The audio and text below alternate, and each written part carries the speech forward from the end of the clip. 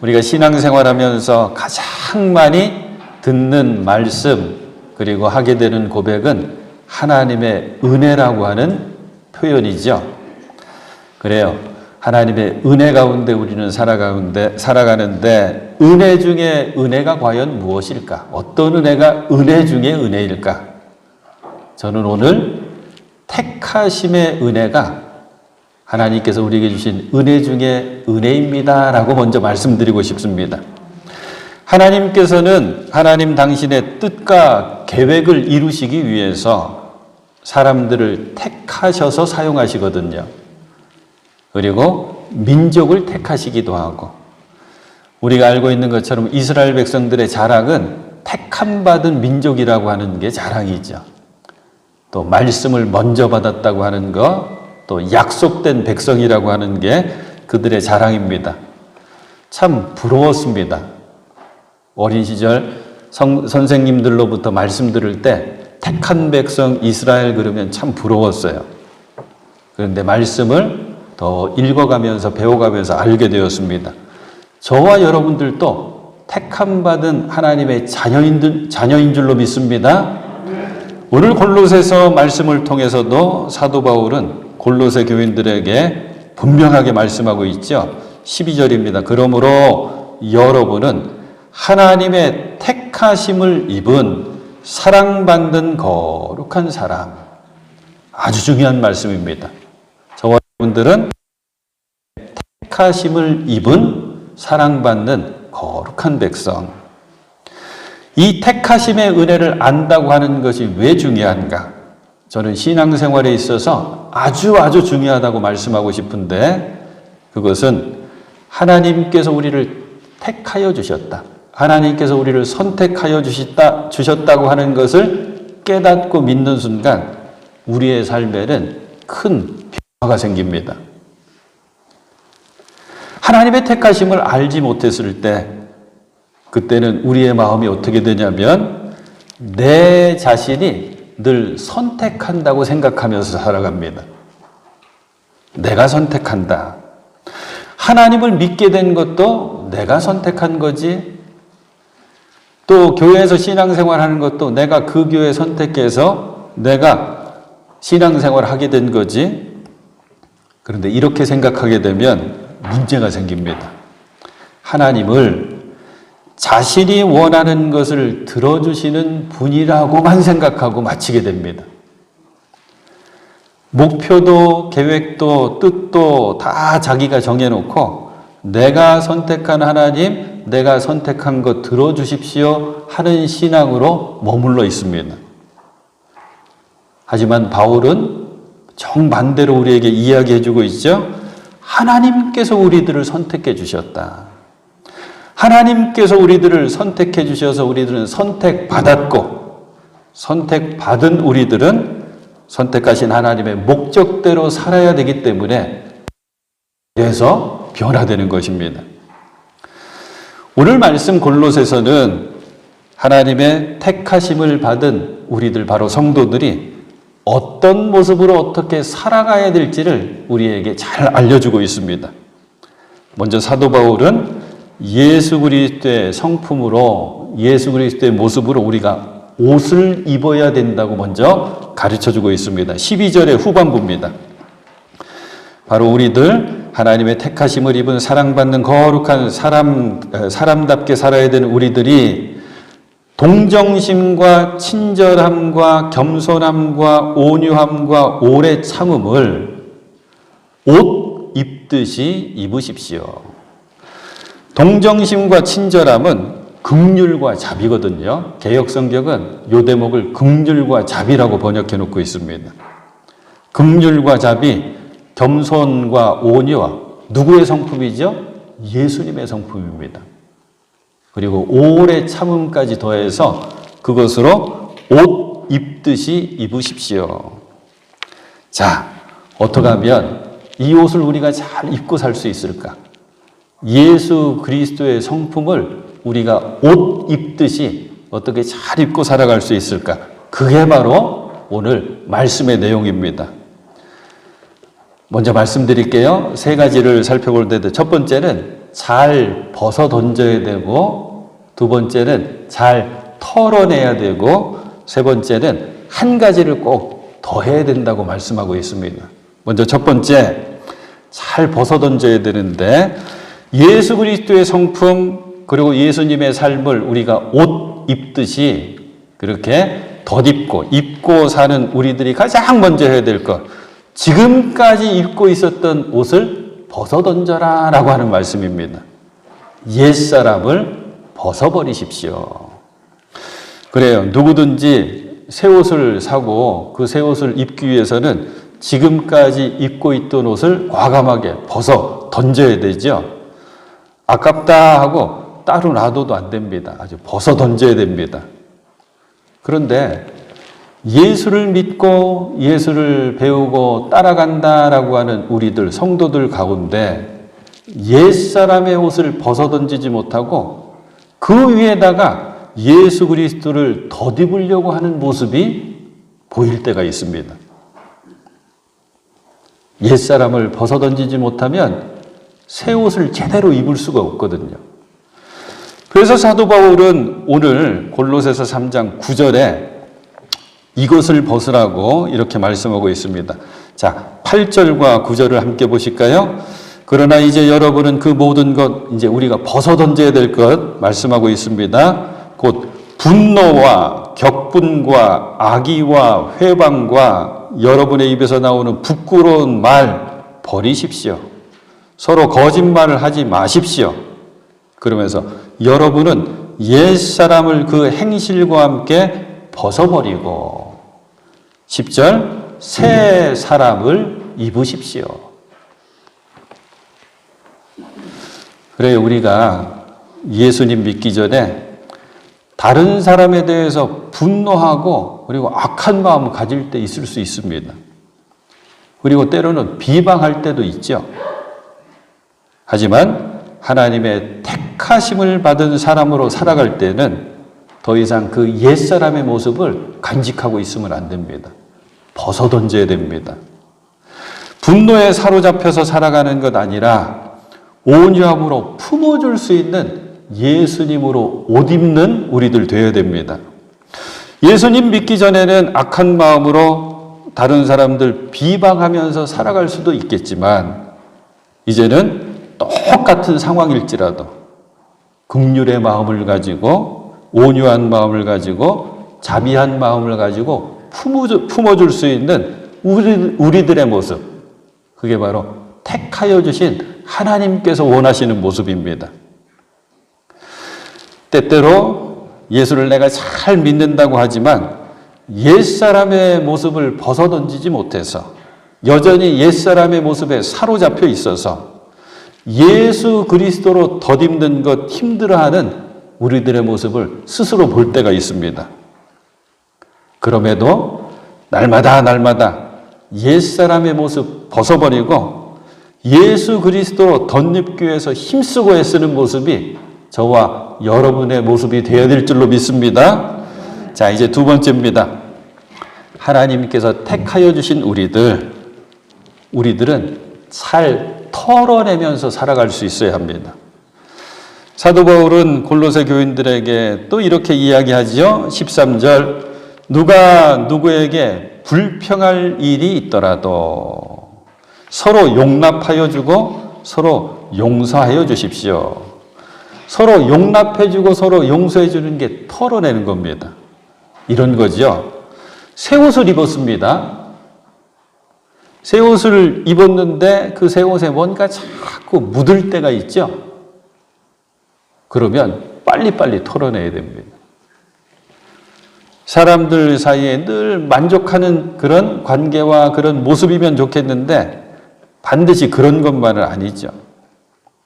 그러니까 예수 그리스도로 옷 입었으면 그 옷에 이런저런 것, 오늘 말씀 가운데는 불평할 일이라고 표현되어 있거든요. 그런 일들이 자꾸 묻으면 털어내야 됩니다. 용서하고 용납해주고, 그것도 일방적이 아닙니다. 서로 용납해주고 용서해주고. 자, 가까이서 한번 생각해 볼게요.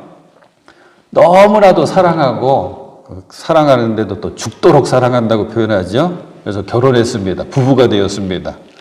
부부 사이에는 불평할 일이 안 생길까요? 불만스러운 일이 안 생길까요? 우리들 다 알지 않습니까? 생깁니다. 이런 재미있는 이야기 제가 읽었어요. 어떤 남편과 아내가 길을 갑니다. 근데 이 남편은 성격이 엄청나게 급한 분이에요. 길을 잘 가고 있다가 길을 건너가야 되는데 횡단보도로 안전하게 건너야 될 텐데 성격 급한 남편이 갑작스럽게 무단횡단으로 확 하고 지나가는 거예요. 아내가 늘 봤지만 또 위험하게 급하게 확 지나가는데 마침 그때 트럭 하나가 오다가 깜짝 놀라가지고 급정거를 하고 섰답니다. 다행히 교통사고는 안 만났어요. 기사분이 얼마나 놀랬겠어요. 그러니까 아주 목소리를 크게 해가지고 무단횡단한 그 남편을 야단칩니다. 눈은 어디다 두고 이렇게 갑자기 뛰어들면 어떡하냐고 막 야단치면서 마지막에 한다는 말이 저 바보 멍청이 때문에 내가 큰일 날 뻔했네. 그래도 사고 안 난 게 다행이네. 저 바보 멍청이 때문에 큰일 날 뻔했네. 그러면서 지나가더래요. 아내가 남편에게 물어봅니다. 여보, 저 기사분이 당신 아는 분이야? 당신이 아는 기사분이야? 모르는 사람인데, 처음 보는 사람인데, 그런데 용하지? 당신에 대해서 어떻게 그렇게 정확하게 알지? 그러더래요.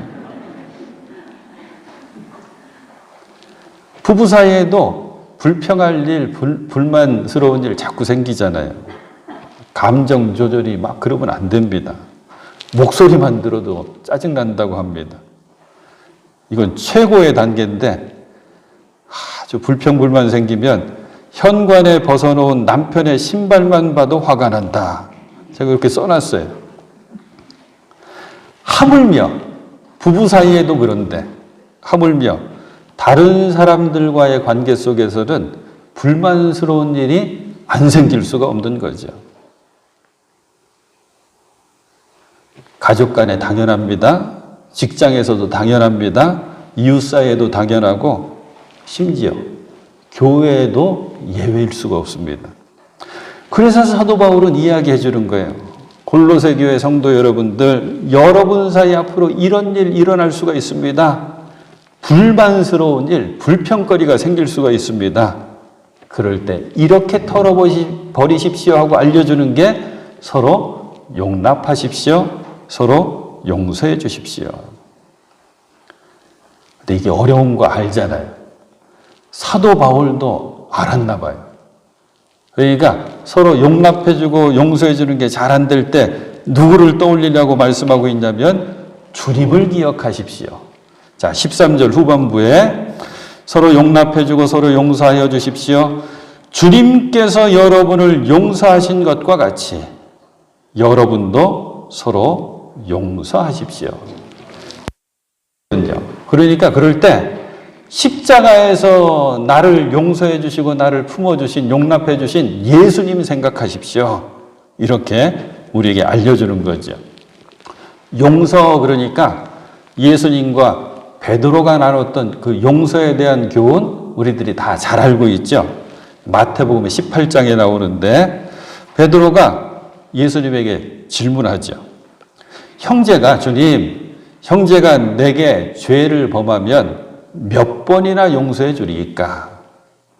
7번까지 해 주리이까? 7번까지 용서해 주면 되겠습니까? 예수님? 하고 물어본 거예요. 그런데 베드로가 이렇게 말한 7번까지 용서하는 것은 대단히 많이 용서해 줘요. 아주 관대한 거예요. 왜 그러냐면 당시에 랍비들은 3번까지 용서해 주라고 가르쳤대요. 근데 예수님 뭐라고 말씀해 주시죠? 7번뿐 아니라 70번씩 7번이라도 용서해 줘야 된다. 우리는 또 계산 빠르잖아요. 그러니까 490번이구나. 그럼 491번째? 그때는 내가 아닌 거 우리 잘 알고 있죠. 숫자가 문제가 아니다. 경우가 문제가 아니다.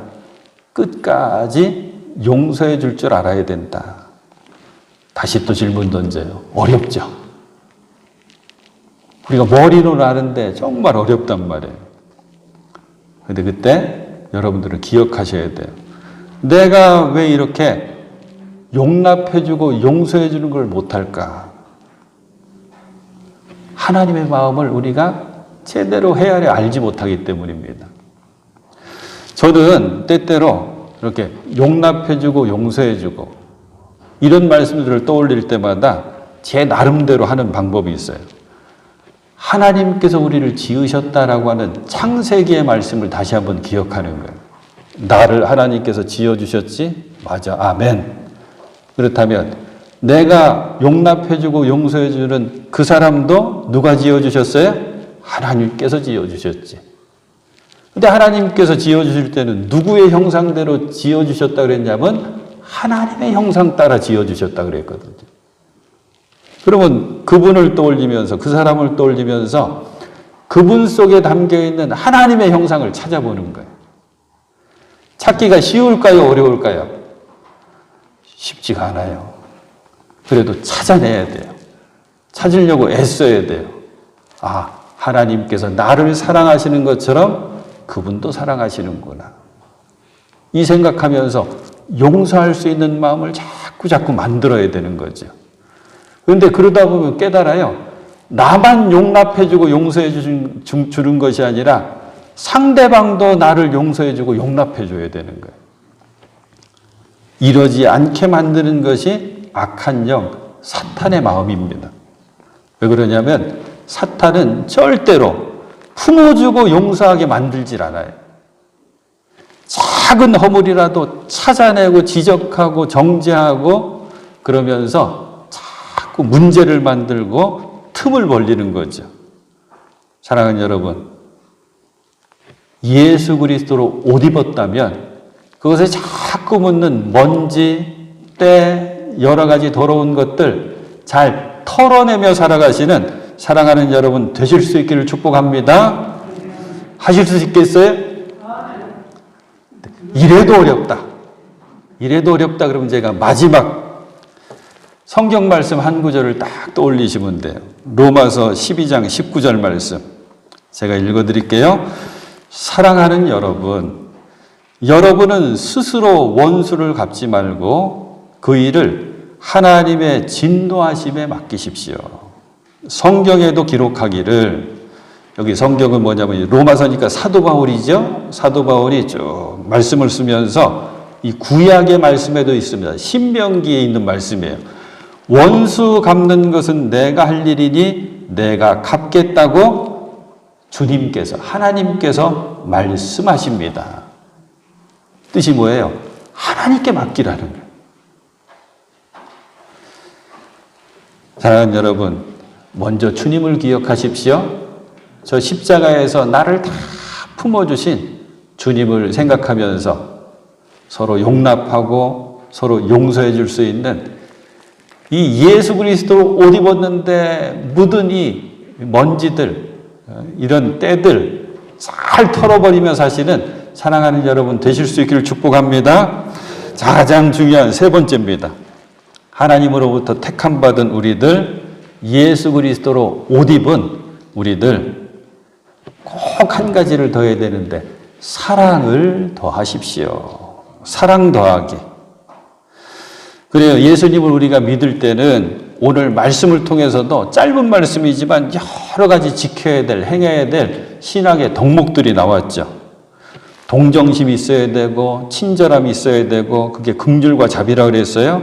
겸손해야 되고 온유해야 되고 오래 참아야 되고 서로 용납하라 그랬으니까 용납함도 있어야 되고 서로 용서함도 있어야 되고. 근데 이런 것들을 억지로 의무적으로 하면 그대로 뭐가 되냐면 율법이 됩니다. 그리고 그게 율법이 되면 마음에도 없는 위선적인 행동으로 나타나고 거기에는 기쁨이라고는 찾을 수가 없어요.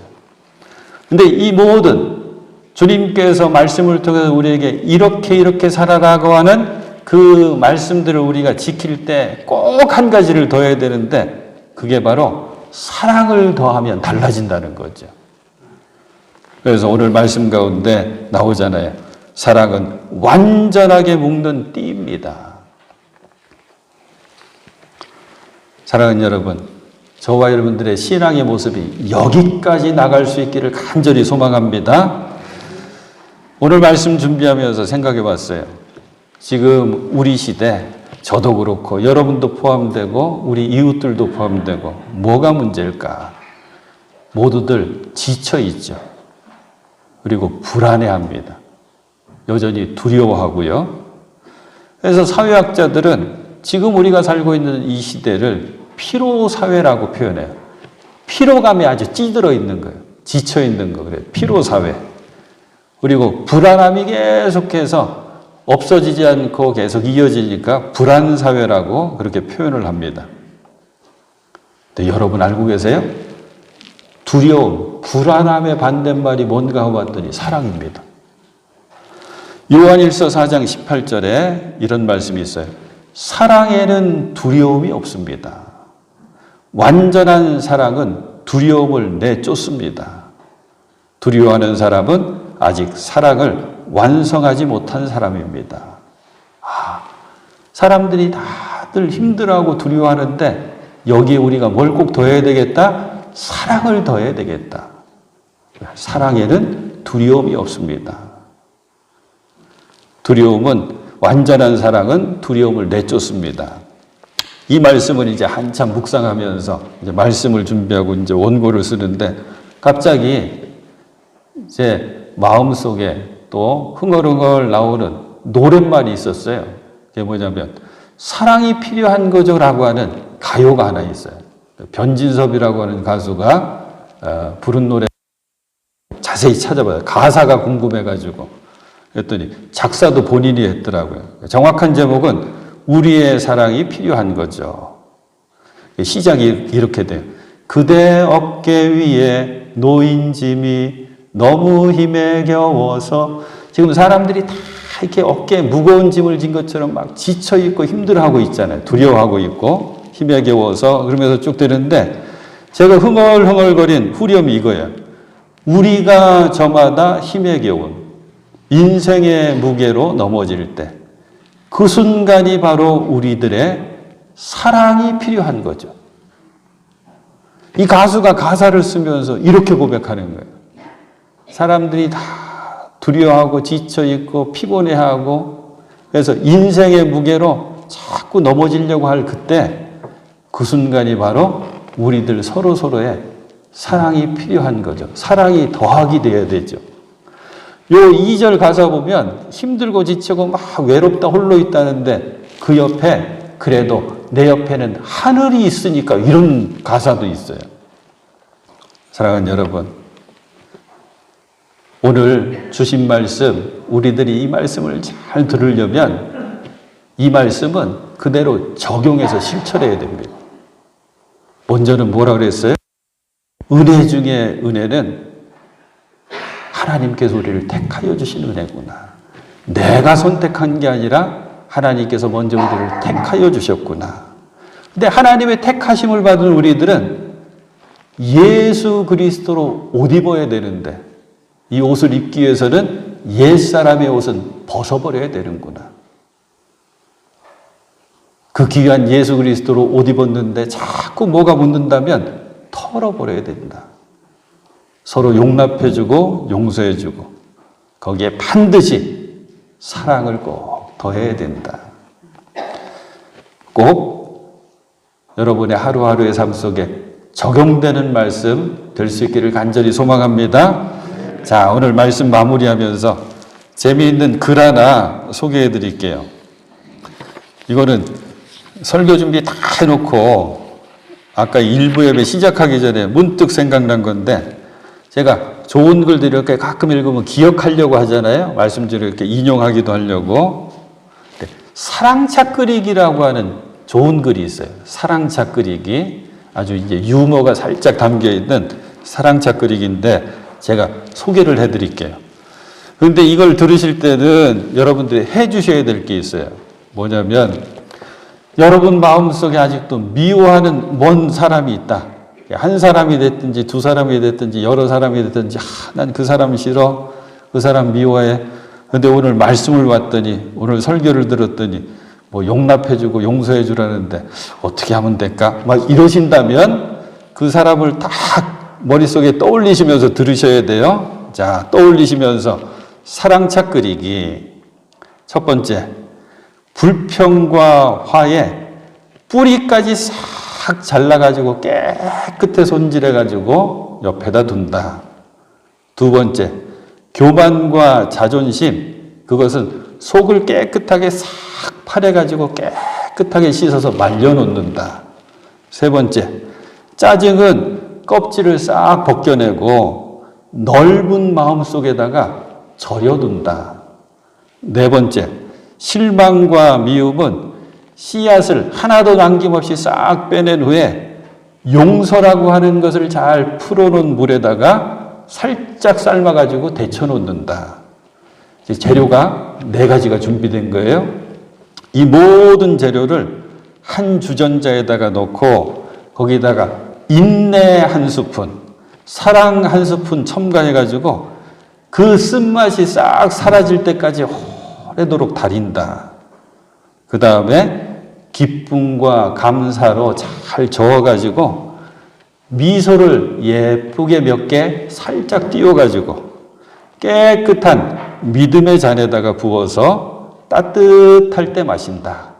이게 바로 사랑차다. 이런 거예요. 사랑하는 여러분, 간절히 소망합니다. 우리는 모두 하나님의 택함받은 하나님의 자녀인 것을 먼저 기억하십시오. 그러면 하나님 원하시는 대로 우리가 살아야 되는 거거든요. 하나님 원하시는 대로 예수님으로 옷을 잘 입고 그 옷이 더러워지지 않게 날마다 잘 털어버리고 무엇보다도 사랑을 날마다 더해서 사랑의 사람으로 예수님 닮은 모습으로 살아가시는 사랑하는 여러분 되실 수 있기를 우리 주님의 이름으로 축원해 드립니다.